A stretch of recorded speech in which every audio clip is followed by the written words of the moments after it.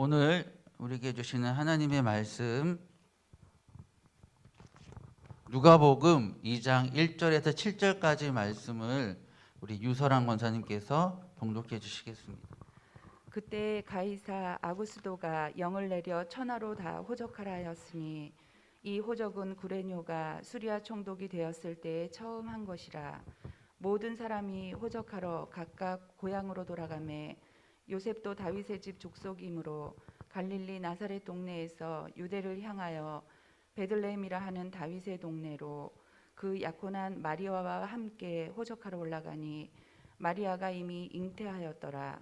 거기 있을 때에 해산할 날이 차서 첫 아들을 낳아 강보로 싸서 구유에 누였으니 이는 여간에 있을 곳이 없음이러라. 아멘. 아멘. 네, 오늘 방금 읽으신 말씀을 가지고 믿음의 반전이다라는 제목을 한번 정해봤습니다. 성탄절 우리가 익숙한 하나님의 말씀, 이 말씀인데요. 이 말씀을 통해서 믿음의 반전이라는 것이 무슨 의미일까 함께 나누기를 원합니다. 먼저 알고 계시는 분도 계실 것이고 모르시는 분들도 계실 텐데 제 아내의 직업이 저와 같이 목사입니다. 제 아내도 목사고요. 현재 지금 다른 교회에서 부목사로 사역을 하고 있습니다. 그래서 우리 교회는 이제 주일 저녁 예배 때 그리고 때때로 금요 기도회 때 와서 예배를 드리고 있습니다. 그래서 하루 이제 각자 사역을 마치고 집에 와서 이제 서로 있었던 일들도 얘기하고 나누면서 대화를 자주 나누는데요. 요즘 들어서 제 아내가 자주 하는 말이 있습니다. 뭐냐면 여보, 사역을 하면 할수록 점점 자신이 없어져요 라는 말을 요즘 굉장히 자주 합니다. 사실 제 아내가 그런 말을 한 사람이 아니거든요. 왜냐하면 사실 저보다 훨씬 앞서서 저보다 나이는 어리지만 이미 담임 목회를 했었고 단독으로 굉장히 크다기보다는 이렇게 그런 사역들을 좀 담대하게 많이 했었던 사람이라 이런 얘기를 한다는 건 굉장히 저에게 있어서는 좀 놀라운 일이기도 한 부분입니다. 그래서 사역을 하면 할수록 점점 자신이 없어진다라는 얘기를 요즘 자주 합니다. 다시 얘기하자면 내가 너무 부족하다라는 거를 사역을 하면서 요즘 더 많이 느낀다는 건데요. 그 말을 들은 제 마음 가운데 그런 생각이 들었습니다. 이것 또한 하나님께서 제 마음 가운데 주시는 어떤 하나의 감동이라는 생각이 드는데, 오히려 아내의 이러한 고백이 하나님께서 저와 또 아내를 다루고 계시는구나, 겸손하게 하시는구나, 낮추시는구나 라는 것들, 우리를 쓰시기에 합당하도록, 하나님께 합당하도록 우리를 계속 그렇게 다뤄가시는구나 라는 것들을 생각하게 됐습니다. 그래서 우리를 더 훈련시키고 계시는구나. 그래서 아내에게 이렇게 얘기했습니다. 여보, 오히려 그건 어떻게 보면 하나님 앞에서는 좋은 신호인 것 같아요. 내 힘과 생각과 내 의지가 점점 빠지고 있다는 얘기인 것 같고, 더욱더 전적으로 하나님만을 의지하고 있다는 그런 얘기인 것 같고, 하나님께서 우리를 정말 그렇게 다뤄가고 계신다라는 생각이 들어요. 그렇게 보여주시는 것 같아요 라고 아내에게 대답을 해주었습니다. 이것도 뭐 그때 그 아내의 얘기를 들어서만이 아니라 제가 뭐 꽤 짧다면 짧지만 또 오래라면 오래 할 수 있는 10년은 17년 18년 정도 사역을 했는데요.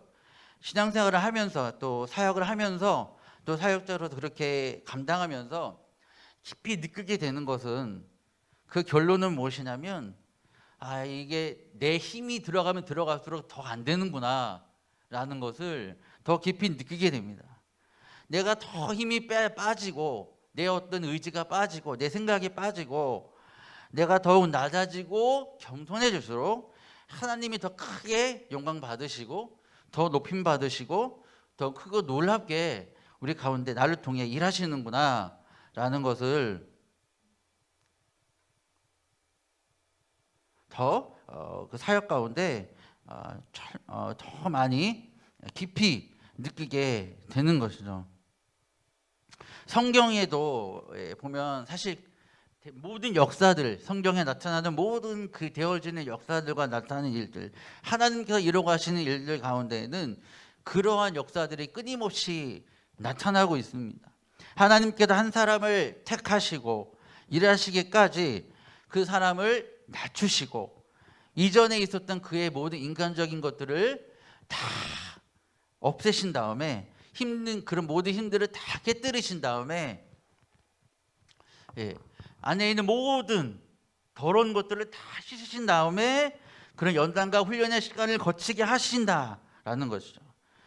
사실 그런 모든 힘이 다 빠지면, 이전에 내가 가지고 있던 능력, 어떤 힘, 조건들이 다 빠지면, 없어지게 되면 세상적으로, 인간적으로 봤을 때는 굉장히 낙심하게 될 수 있고, 내가 정말 아무것도 아니구나, 또 좌절하게 될 수도 있고 실망하게 될 수도 있고, 어떤 고난과 어려움 속에서 뭔가 삶을 자꾸 포기하게 되는 그런 마음도 가질 수 있고, 뭔가 굉장히 자존감이 떨어지게 될 것 같지만, 성경에 많은 사람들이 쓰임 받은 것을 보면 그런 모든 인간적인 어떤 외적인 것들이 다 빠지고 그 안에 하나님으로, 예수로, 복음으로, 성령의 능력으로 충만하여져 갈 때, 그 안에 오직 하나님의 능력이 더 충만할 때, 이전에 인간적인 어떤 가지고 있었을 그때보다 하나님의 부르심에 따라 사명을 감당하고 쓰임받고 훈련받고 그렇게 세워지는 믿음의 사람들의 모습은 결코 위축되거나 작지 않다라는 것입니다. 두려워하거나 자존감이 낮지 않다라는 것입니다. 세상 것도 어떤 우리가 인간적으로 추구하는 어떤 외적인 능력이 없어도, 그런 것들을 다 하지 않아도 결코 그 믿음의 조상들, 우리가 알고 있는 많은 믿음의 조상들의 모습을 보면 오직 예수로, 오직 하나님으로 인해서 더욱더 담대하고 이전보다 더욱더 그런 높다고 할 수 있는 그런 모습, 그렇죠? 믿음의 담대함을 가지고 나아가 오히려 더 승리하는 그런 모습을 볼 수가 있는 것입니다. 그래서 이것을 어떻게 보면 참 믿음이라는 것, 신앙이 어떻게 보면 반전인 것 같습니다. 세상에서는 알 수 없는, 세상의 기준으로 절대 이해할 수 없는 그런 믿음의 반전이다라고 볼 수가 있는 것 같습니다. 성경에 이렇게 기록하고 있습니다. 고린도전서 1장 25절을 보면 하나님의 어리석음이 사람보다 지혜롭고 하나님의 약하심이 사람보다 강하니라. 또 27절 계속해서 보면 하나님께서 세상에 미련한 것들을 택하사 지혜 있는 자들을 부끄럽게 하려 하시고 세상에 약한 것들을 택하사 강한 것들을 부끄럽게 하려 하시며 라고 말씀합니다. 뿐만 아니라 고린도후서 12장 9절에 보면 이렇게 또 말씀하고 있습니다. 사도 바울은 이렇게 말씀하고 있습니다. 자신의 이 육체의 가시 때문에 이걸 치유해 달라고 하나님 주님께 구했던 사도 바울에게 이렇게 주님께서 말씀을 하십니다. 나에게 이르시기를, 사도 바울이 그렇게 고백하면 그렇게 구했을 때 나에게 이르시기를, 주님께서 이르시기를 예수 주님의 은혜가 너에게 족하다. 그 은혜로 족하다. 이는 내 능력이 약한 데서 온전하여짐이라 라고 하신지라. 그러므로 이제 사도 바울이 이렇게 얘기합니다. 크게 기뻐함으로, 내가 기뻐함으로 나의 여러 약한 것들에 대하여 오히려 자랑하리니. 왜냐하면 그럴 때 그걸 통해서 그리스도의 능력이 내 안에 머무는 것이다 말씀하고 있습니다. 계속 반전의 반전이죠. 약한 것이지만 그 약함을 통해 오히려 하나님의 강하심이 드러나게 되고, 오히려 하나님 안에 우리가 세상적으로 우리가 가지고 있는 것을 미련하다고 보지만 그것들을 통해 오히려 세상에 지혜 있다고 강하다고 하는 것들을 부끄럽게 하시는 하나님의 방법, 하나님의 일하심뿐만 아니라 육체의 가시와 어떤 부족함과 질병, 연약함도 있을 수 있지만 오히려 그것이 더 우리를 온전하게 해주고 예수 그리스도의 능력이 나타나게 되는 통로가 된다는 것입니다. 나의 약함, 나의 부족함, 그것이 때로는 나의 아픔과 연약함이 오히려 그리스도의 능력의 통로, 그리스도의 능력이 나타나는 하나님의 길이 된다는 것입니다. 내가 힘이 빠질수록, 내가 더욱 겸손해질수록, 나의 연약함이 고백될수록 그것이 오히려 내가 하나님께 합당하게 준비되고 있다는, 하나님의 쓰시기에 합당한 사람으로 준비되고 있다는, 이렇게 보면 하나님의 다루심이다라고 볼 수가 있는 것입니다. 그래서 하나님 저에게 그런 마음을 주셔서, 그래서 저 아내에게 이거는 무려 우리 고백이 나온다는 것은, 그런 고백이 나온다는 것은 정말 우리 이제 정말 전적으로 하나님만을 의지하지 않으면 안 되는 그런 사람으로, 그런 목회자로 세워지고 있다라는, 난 좋은 신호인 것 같다라고 아내에게 얘기를 한 것이죠. 말씀을 준비하면서 좀 옛날 일이 좀 생각이 났습니다. 저는 20대 이제 초반부터 교회에서 이제 여러 가지 섬김을 했지만, 특별히 집중적으로 섬겼던 것은 찬양팀을 섬겼었습니다. 교회 여러 가지 찬양팀을 섬기면서 또 섬겼던 팀이 있었는데, 부산 경남 지역의 여러 교회와 또 군대에 있는 교회까지 예배와 문화 공연 등을 하는 선교단을 섬긴 적도 있었고요. 또 교회 안에서 여러 찬양팀, 예배, 대예배 찬양팀을 해서 저녁 예배부터 해서 예배 다양한 찬양팀을 섬기게 됐었습니다. 그런 여러 팀을 거치면서 이제 후에 좀 교회 시스템이 바뀌면서 이제 대학부, 청년 대학부의 찬양팀을 섬기게 됐는데, 당시에 이제 그 청년 대학부 찬양팀이 조금 이제 약했었어요. 그래서 당시에 저보다 좀 사역을 빨리 시작한 이제 친구가 있었습니다. 찬양 전도사로 교회에 부임했던 친구와 찬양팀을 다시 기초부터 세워나가기 시작합니다. 이 친구는 지금도 예배 찬양 사역 전문 사역자로 섬기고 있고요. CCM 가수도 음반도 냈고, 지금 한 교회 담임 목사로 지금 목회를 하고 있습니다. 그 친구와 팀을 세워가기 위해서 팀원들도 뽑고, 함께 기도하고, 또 함께 말씀으로 양육하고 뭐 하면서 찬양팀을 함께 세워갔어요. 그래서 하나님의 은혜로서 팀이 성장을 하기 시작합니다. 근데 이례적으로 그냥 한 교회의 이 팀이 외부의 많은 단체들이나 교회 입소문이 나기 시작합니다. 그래서 외부에 있는 어떤 연합 수련회 같은데, 또 연합 집회, 청년대학 연합 집회에 찬양으로 섬기게 되는 그런 은혜들도 누리게 됩니다. 그래서 굉장히 특별한, 그냥 교회의 찬양팀으로도 굉장히 특별한 경험이죠. 그래서 근데 그렇게 아주 섬기게 되니까 무엇이 생길까요? 뭔가 좀 특별하게 쓰임을 받으니까 뭔가 좀 특별해지면 사람들 마음에 생기는 것이 있습니다. 교만이라는 게 싹트기 시작합니다. 우리 조금 하는 것 같아, 조금 특별한 것 같아, 좀 잘하는 것 같아, 약간 그런 어떤 약간 그런 교만함들이 우리 안에 생기기 시작했던 것입니다. 그리고 이 하나님을 예배하는 걸 넘어서서 이제는 하나님보다 그 인도자였던 찬양 전도사였던 그 친구를 우리 전체 팀원들이 더 의지하게 되는 어떤 그런 상황이 나타나기 시작합니다. 그래서 하나님이 어떻게 다루셨냐면, 어느 날 갑자기 그 찬양 인도자였던 친구 전도사를 집에서 나가게 하십니다. 갑자기 리더자가 없어진 상황이 돼버린 그 팀이 돼버렸어요. 공중에 붕 떠버린 상황이 됐습니다. 그때서야 이제 우리 팀원들이, 찬양팀이 자기 스스로를 제대로 볼 수 있게 된 것이었어요. 우리가 정말 아무것도 아니었구나, 우리가 참 교만했구나, 하나님을 의지하고 하나님을 예배한 것이 아니라 사람을 의지했고 사람을 바라봤구나, 뭔가 우리가 내가 대단한 것처럼 스스로 우리가 그렇게 교만했구나 라는 것들을 깨닫게 됐고, 그 시점으로부터 이제 한 명 한 명이 스스로가 진정한 예배자로 서기 위해서 몸부림치고 애쓰기 시작하게 됩니다. 참 힘든 시기였지만 그런 시간이 있었기 때문에 팀원 그 한 명 한 명이 더욱 하나님 앞에서 바로 설 수 있었던 것 같아요. 그 팀에 있던 우리 팀원들이 지금도 여러 부분에서 사역자로, 전도사, 그런 사역자로, 그리고 유명한 그 CCM 찬양 디렉터, 그런 쪽으로 지금 쓰임 받고 있고요. 크게 예배를 위해서 많이 쓰임 받는 지체들이 되었습니다. 참 감사한 일인 것 같아요. 그렇게 다듬어졌을 때 더 크게 사용하시는 하나님을 경험하게 된 것 같습니다. 이제 오늘 본문 말씀으로 돌아서 왜 이 본문 말씀을 오늘 읽었느냐?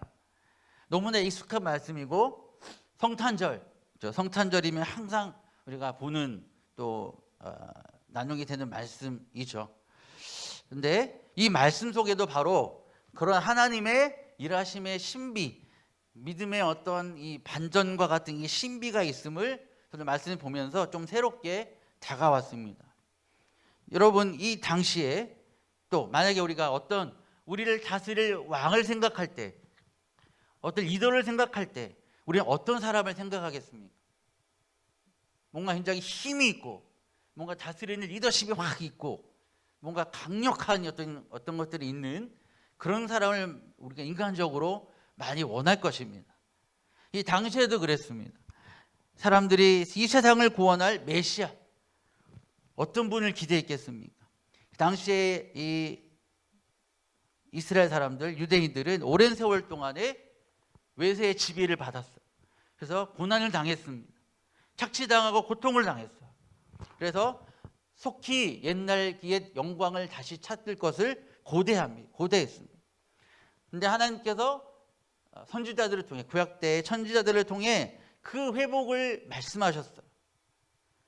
그래서 다윗의 후손 중에 그 다윗과 같은 왕이 다시 일어나서 이 하나님의 영광을 되찾게 될 것을 보여주셨어요.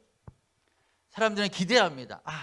어떤 강력한 왕이 나타나서 우리를 고통 줬던 그 세력들을 다 깨부수고 다시 우리를 강력하게 세우시겠구나 라는 어떤 그러한 기대를 하는 것입니다. 그러나 막상 예수님이 오셨을 때, 예수님께서 나타나셨을 때 이 예수님의 모습은 사람들이 기대했던 예수님의 모습과는 너무나 달랐습니다. 너무나 초라했습니다. 심지어 예수님의 길을 예비했던 세례 요한조차도 마태복음 11장 3절에서 이렇게 예수님께 묻습니다. 예수께 여짜오되 오실 그이가 당신이오니까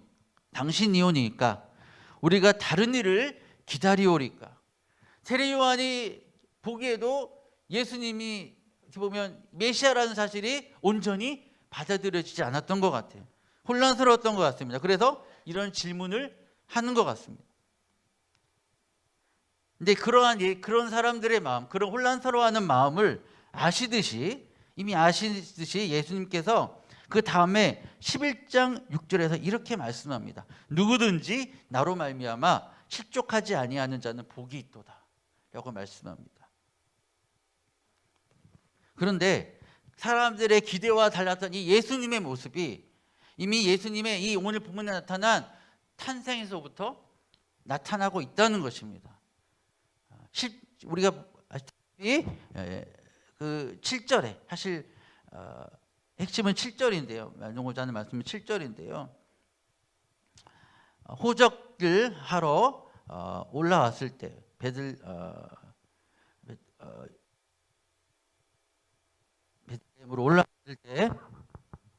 올라왔을 때 이제 마리아가 예수님을 해산하셨죠. 그런데 그 장소가 어디입니까? 강보로 쌓아서 여관인데 여관에 방도 없어서 구유에 누이셨다. 왕으로 오시고 구원자로 오신 예수님이라고 보기에는 너무나 초라하고 낮은 모습이죠. 그렇지만 여기 우리가 알 수 있는 반전, 그렇게 낮은 모습으로 오셨어야만이 우리를 구원하실 수 있었다는 것입니다. 뿐만 아니라 예수님께서 어쩌셨습니까? 우리를 구원을 위해서 고난당하시고 또 십자가에 못 박혀 죽으시기까지 하셨습니다. 정말 이해할 수 없는 방법이죠. 그냥 다 때려 부수고 다 뒤집으면 될 텐데 왜 이렇게 하셨을까? 이해할 수 없는 방법을 하셨을까? 그러나 이것이 하나님의 방법이었고 이것이 유일한 방법이었고 가장 확실한 방법이었다.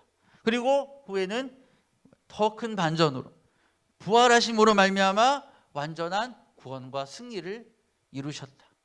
역전하셨다는 거예요. 예수님께서 그 삶을 통해 이 모습을 통해 예수님께서 일하시는 방법, 하나님께서 일하시는 방법, 하나님께서 어떻게 우리 가운데 역사하시고 일하시는지를 본으로 보여주신 것입니다. 그리고 저와 여러분을 통해 어떻게 일하실지에 대한 것들을 이 모습을 통해 우리에게 보여주셨다고 믿습니다.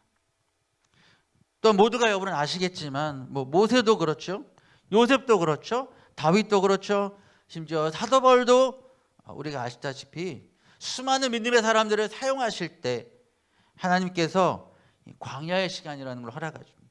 철저히 하나님 앞에서 깨어지고 다듬으시고 가장 낮은 자리에 난 정말 아무것도 아니라라고 고백하는 그 자리 가운데 내려가게 하시고 임하게 하신 후에 그 시간을 허락하신 후에 다시 세우셔서 이제 하나님의 사명을 감당하는 사람으로 세우셨다는 것입니다. 그 이후에 이전의 것과는 비교할 수 없는 모습으로 아름답고 높게 세우시고 승리하게 하신 그런 역사들이 우리를 볼 수가 있습니다. 이것이 바로 하나님의 일하심의 신비인 거예요. 세상의 어떤 가치로, 방법으로, 생각으로는 절대 이해할 수 없는 하나님의 방법인 거죠. 로마서 8장 18절에 이렇게 말씀합니다. 생각하건대 현재의 고난은 장차 우리에게 나타날 영광과 비교할 수 없도다. 하나님께서 앞으로 우리에게 보여주실 그 역사들 일들은, 앞으로 나타내 주실 보여주실 그 일들은 지금 그 과정 가운데 우리가 겪게 되는 고난이나 어려움, 이해할 수 없는 상황들, 문제들, 그 어떤 것과도 비교할 수 없이 영광스러운 것이다. 그 어떤 것과도 비교할 수 없을 것이다. 앞으로 우리가 보게 될 하나님의 역사시죠. 그렇기 때문에 우리는 믿음 가운데서 지금의 나의 처한 상황과 환경을 바라보지 않고 끝까지 포기하지 않고 믿음으로까지 나아가야 하는 것입니다. 그것이 하나님의 역사하심이고 우리를 향하신 하나님의 일하심이며 하나님의 방법. 하나님은 저와 여러분들을 사용하실 때 그렇게 일하실 거예요. 우리를 낮추시고 다듬으시고 우리의 인간적인 모든 힘, 모든 것들을 다 빼신 후에, 그리고 그렇게 우리를 다루신 후에 우리를 통해 하나님의 일하심을 또 그 다음에 스텝들을 우리 가운데 보이시고 일하실 것이다. 그것이 하나님께서 저의 삶 가운데 보여주신 마음이고 깨닫게 하신 것들이고 저의 인생을 통해 하나님께서 보여주신 하나님의 방법이었습니다. 끊임없이 인내하게 하시고 기다리게 하시고 끊임없이 주 앞에 낮아지게 하셔서 저는 제가 굉장히 낮은 사람이라고 생각을 했거든요. 그동안 살아오면서 교만한 일도 없었고 잘난 것도 없고 특별히 머리가 좋지도 않고 교만한 일이 전혀 난 전혀 교만하지 않아라고 생각했는데 여기가 또 반전이 있었어요. 굉장히 되게 열등감이 많아요. 좀 어려서부터 많이 학교 생활이나 그런 부분에서 어려움들이 있어서 열등감이 굉장히 많아요. 근데 그 열등감 또한 교만이라고 하는 그 마음들을 주셨을 때, 하나님을 전적으로 의지하지 못하는 교만이라는 마음을 주셨을 때 하나님 앞에서 정말 많이 회개했었습니다. 뿐만 아니라 나도 틈틈이 뭔가 좀 되어졌을 때 내 안에서 올라오는 교만이 있다라는 사실에 저 스스로에게도 너무나 충격이었었습니다. 나도 참 교만한 사람이구나. 교만한 사람이었구나. 내 안에도 여전히 교만이 있구나. 높임 받으려고 하는 마음이 있구나. 그런 욕심이, 탐욕이 있구나. 라는 어떤 그러한 것들을 하나님께서 철저히 깨닫게 하시면서 지금도 하나님은 계속해서 저를 깎으시고 낮추시는 그 과정 가운데 저를 계속 연단하고 계십니다. 혹시 언제 끝날지 알 수 없지만 하나님께서 분명히 그 후에 지금의 그런 연단보다 더 크고 영광스러운 것으로 분명히 채워주실 것이라고 믿습니다.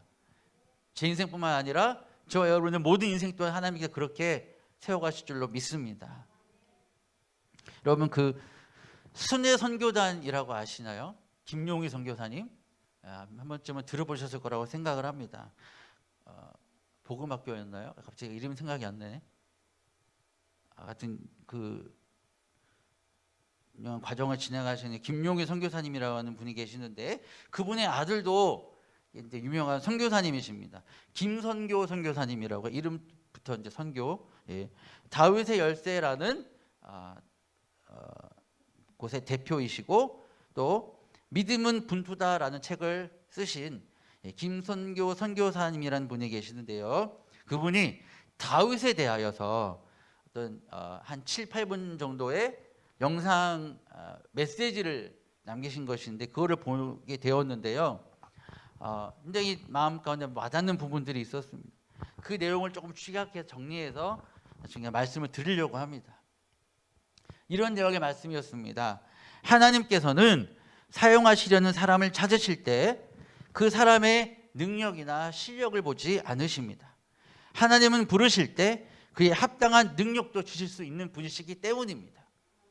그래서 사람들이 사람을 볼 때 판단하는 그런 기준으로 사람을 보지 않으십니다. 사무엘상 16장 7절에서 하나님께서는 사람을 외모를 보거니와 나 여호와는 중심을 보느니라 라고 하십니다.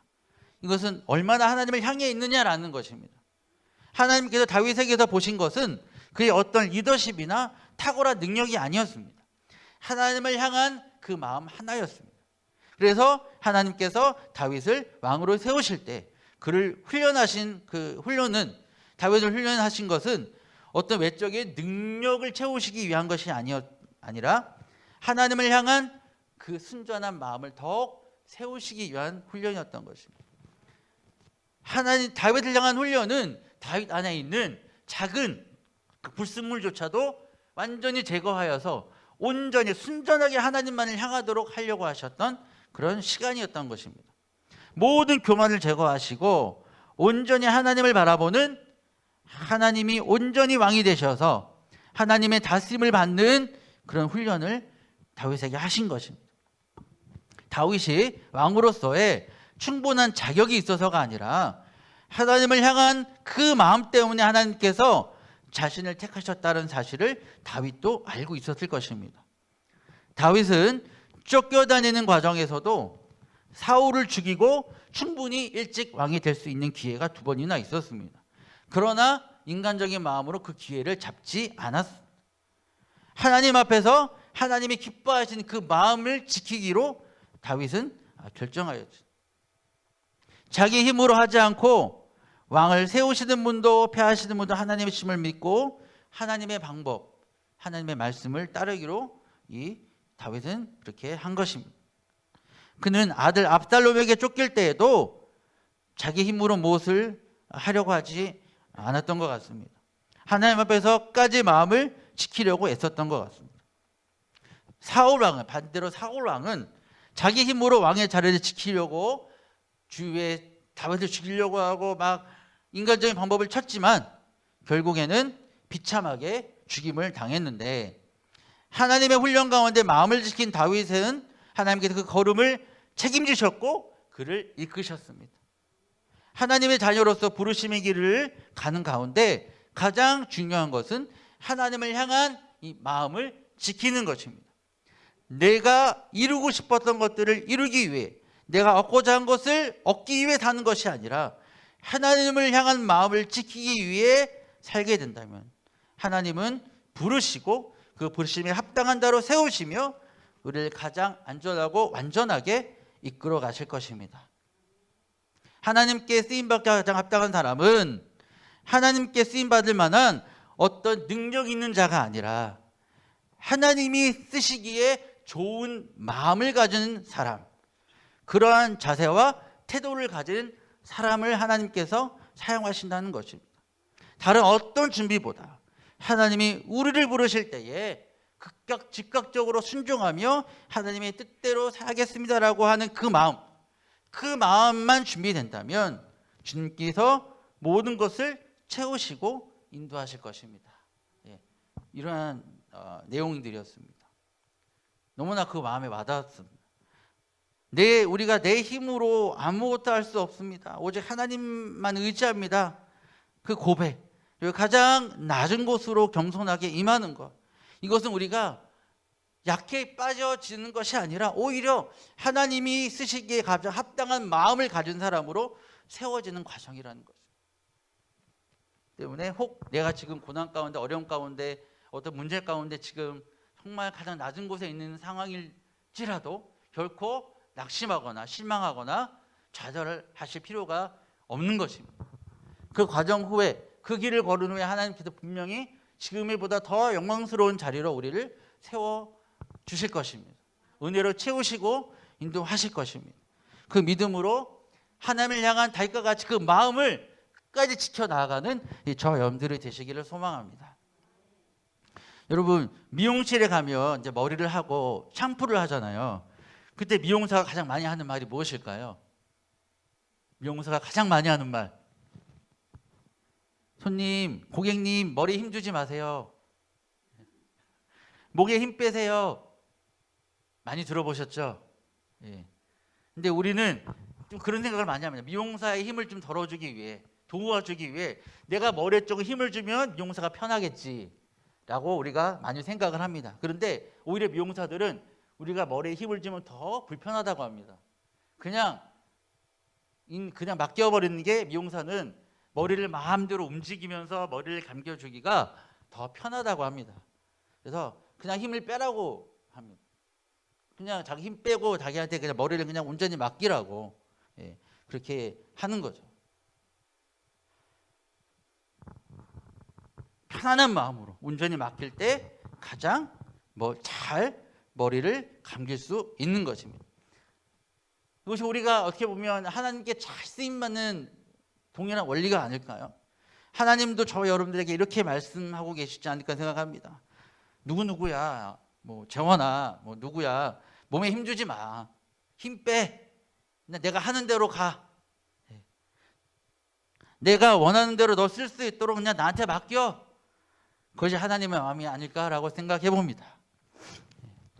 저 여러분을 향한 하나님의 음성이 아닐까라고 생각해 봅니다. 혹 지금 굉장히 막막하고 아무것도 보이지 않고 사방이 막힌 것 같은 그런 답답한 시간을 보내고 계신다면, 어떻게 보면 하나님께서 이 시간을 통해 지금 우리들의 힘을, 저와 여러분들의 힘을 다 빼도록 연단하고 계시는 시간인지도 모르겠습니다.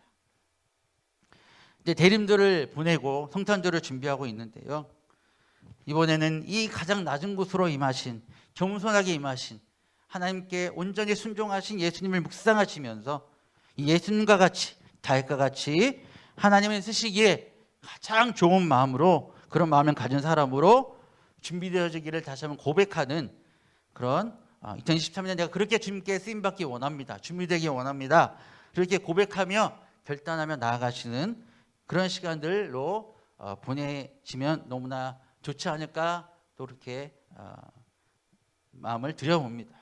또한 그렇게 고백하며 나아갈 수 있는 저 여러분들이 되시기를 소망합니다. 아멘. 기도하고 마치겠습니다.